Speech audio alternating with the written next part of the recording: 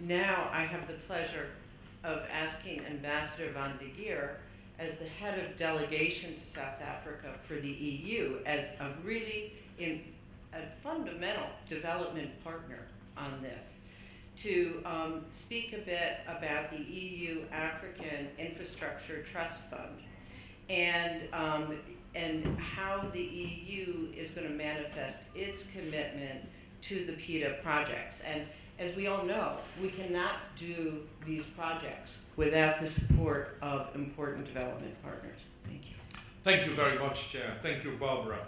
Let me go straight into your question, but let me make 4 quick points to start on infrastructure, because the European Union and its 28 member states, of course, we all have a long history, for better or for worse, with Africa. And we started after African independence often straight into infrastructure, maybe in a rather naive way, establishing infrastructure, but not looking at how this was based in society maintenance considerations. I mean, I'm Dutch. The Dutch just thought if you build dikes, windmills, and you wear wooden shoes, it will all be all right, you see. But we then subsequently found out it's a bit more complicated than that. So in a way, European investment in development from the official side then moved very much into human development, health infrastructure, but health, education infrastructure, but mainly education, the social sectors. And it is only in recent years that we are more and more looking at the importance of infrastructure for Africa's development and continental development. Transport, water, energy, I would say. I also would like to emphasize in the second place that also in Europe, with the accession of the Eastern European countries in the European Union, we in fact face problems which are very similar to Africa's development. Because we also have to bring systems together, we have to bring countries of a different level of development together. So we like to think that as a result of that, plus the fact that we are going through our current economic crisis, in a way we have become a better partner, a more understanding partner for Africa. Thirdly, and I think it has already been observed, ODA as such, that is very clear, no discussion, is not the answer. It's an important contribution, as I will show hopefully in the coming minutes, but it has to be public-private partnerships. And then a bit jumping ahead, but reacting to what the chair, what Barbara just asked me, at the highest level, the summit level, now everything is nowadays a summit, so we have to be a bit careful with that expression, but between the African Union and the European Union, we have our very regular summits. In fact, we have the African Union Summit next week in Johannesburg, but in January next year, we will have in Addis the African Union Summit. And on both occasions, European politicians and businessmen will underline their commitment to work further with Africa. So that commitment is there. Now, to become a bit more concrete, I would like to very quickly tick off, we're not going to go through any details, but the EU-Africa Infrastructure Trust Fund, the emerging, hopefully established this and next year, Africa Investment Facility.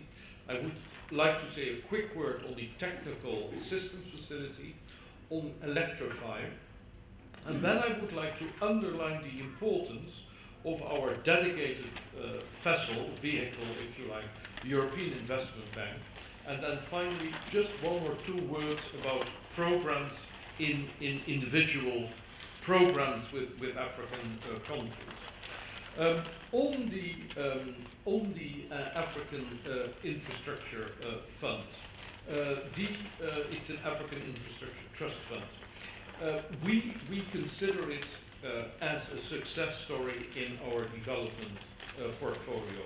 Blending, that has been very much the key word. So the ITF has piloted the EU's efforts to support infrastructure investments across sub-Saharan Africa. It was set up in 2007, and the aim was to combine EU grants, because we are very much a grant-based institution, with loans, with equity, guarantees from public and private financiers, and an important vehicle, probably the most important, to leverage additional resources, and also, I have to say, by increasing the impact of EU aid. And our thinking was, and I think that was a correct thinking, that once you have a European investment, that creates a certain confidence amongst the wider group, and you literally leverage. I mean, you literally leverage. And as I said, it has worked so far well. I mean, obviously, we've had our trouble, but since 2007, more than 560 million euro ITF grants have been granted for infrastructure, energy, transport, water, ICT as well. And we like to think, there are always questionable statistics, as you know, that we have leveraged at least 19 billion euro in investments. And the majority of these projects, I already indicated that, went to energy projects,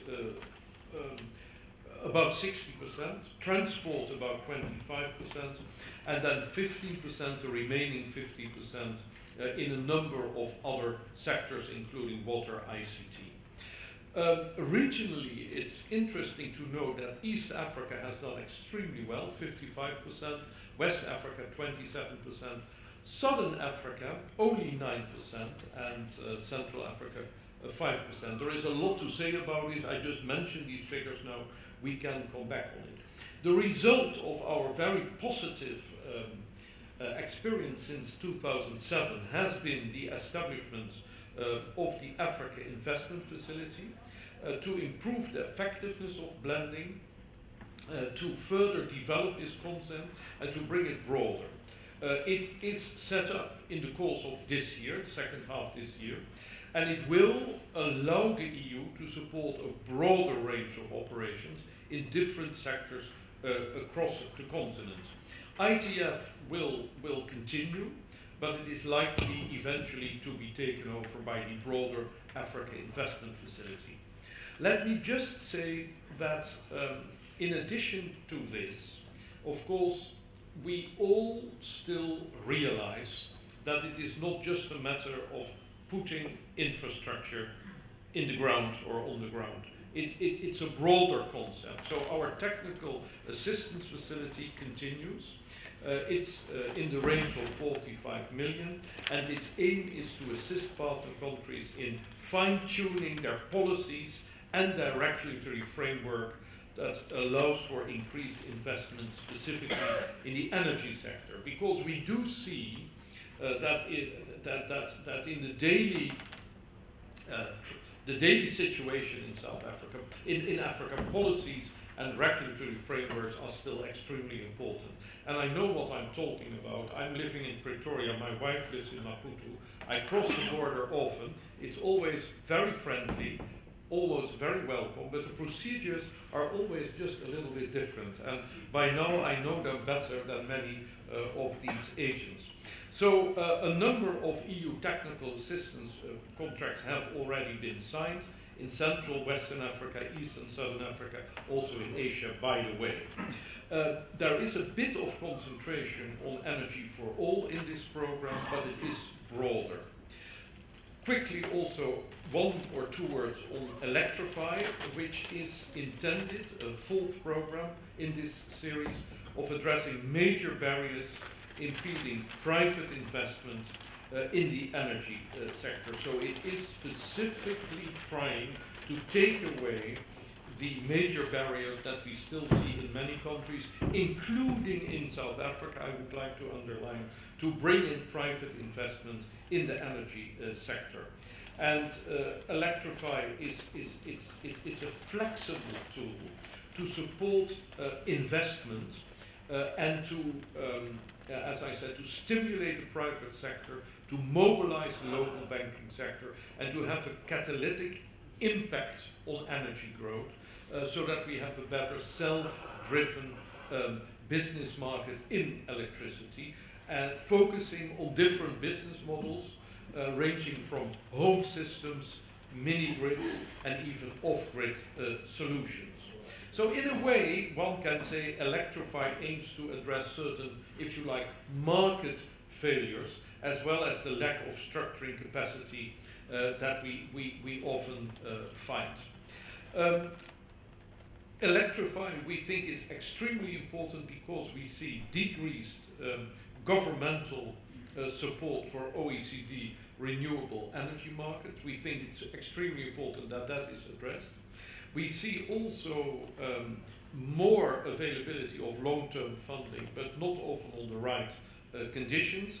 And we see a tremendous decrease of renewable energy-based technologies prices. So we want to take that up as well. And of course, as you know, there is a lot of experience with that in Europe. And I would like to say that the neighboring country of my own country, Germany, is now really achieving a staggering 20% of its energy resources from renewable energy.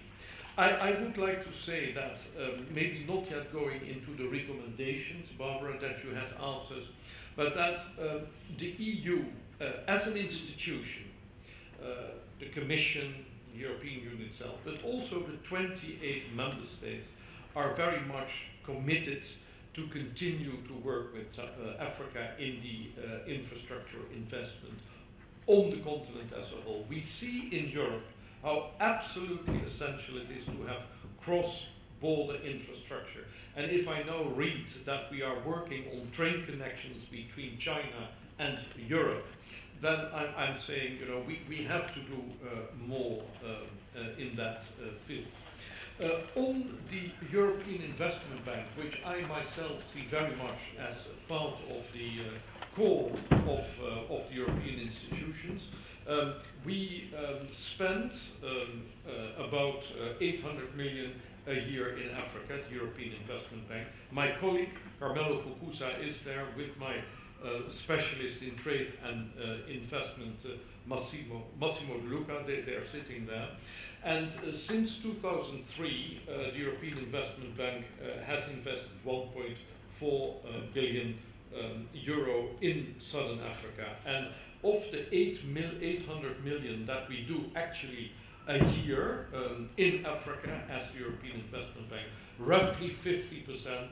You know, I'm not an economist, I'm not a specialist, so I can talk in general figures, even when they don't really exist. Roughly 50% is spent on infrastructure. So that is also a very important thing. So to round off, one, I think Europe shows the importance of cross-national infrastructural projects. If I look again, sorry to bore you with that, but at my own country, the Netherlands, whatever direction you drive from Amsterdam, in 2 hours you're out of the country. So the issue of cross-national infrastructure it's not even a question, it's a must. You know, there is no issue. But also, of course, we need to connect these systems. And I've lived in Southern Africa off and on since '78, in Lesotho in the '70s, in Mozambique in the '90s, now in South Africa itself.